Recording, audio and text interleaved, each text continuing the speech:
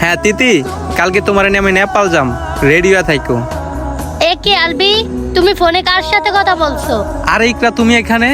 হ্যাঁ আমি এখানে। আগে বলো তিতির সাথে তোমার কি সম্পর্ক?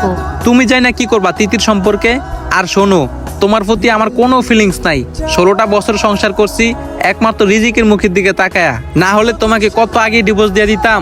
আর শোনো, কালকে তিতিরে নিয়া নেপাল যামু। তুমি যদি তিতিরে নিয়ে নেপাল যাও তাহলে বাংলাদেশে আইসা এই ইকরার মুখ আর দেখতে পারবা না। আরে দূরু, তুই কারে ভয় দেখাস?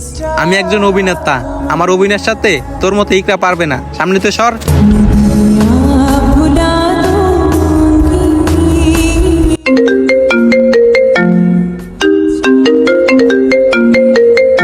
তুমি শেষবারের মতো আমার এই মুখটা দেখে নাও, আর জীবনে তুমি আমার মুখ দেখতে পারবা না। না না ইকরা, তুমি এই কাজটা করো না প্লিজ। কি হইলো? ফোনটা কাইটা দিল? তুই এই পৃথিবীর থেকে বিদায় নিলে আমার কি?